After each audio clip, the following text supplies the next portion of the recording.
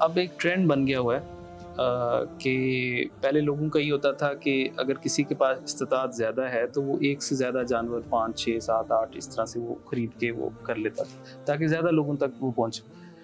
اب یہ ہے کہ زیادہ بڑا جانور، زیادہ خوبصورت جانور، 50 لاکھ کی ایک بیل، 40 بلکہ بعض اوقات 1 کروڑ روپے بھی سنا گیا ہے کہ وہ ہوتا ہے. تو اس میں آپ کی رائے کیا؟ سوال کہ 50 لاکھ کا ایک جانور کیا جائے یا 3 لاکھ والے 15 کیے جائیں، تو بہت سادہ سی بات ہے. 3 لاکھ والے 15 نہ کیے جائیں، 2 لاکھ والے 25 کیے جائیں.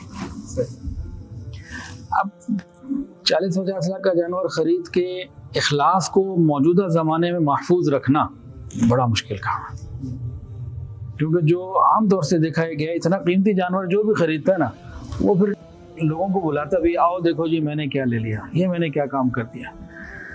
تو اس موجودہ پوزیشن پہ بہت مشکل ہے کہ اخلاص باقی رہے.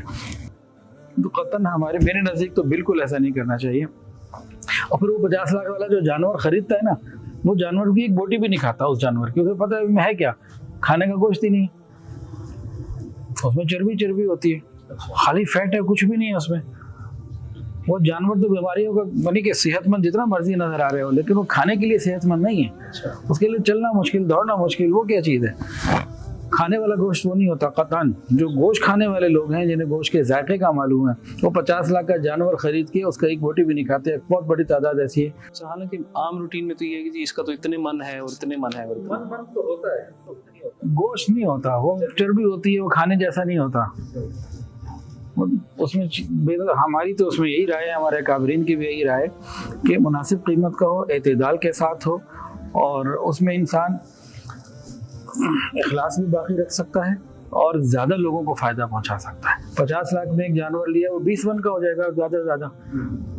تو کتنا گوشت ہوگا؟ 2 لاکھ والے 4 6 من کے لے گا تو وہ سینکڑوں من ہو جائے گا.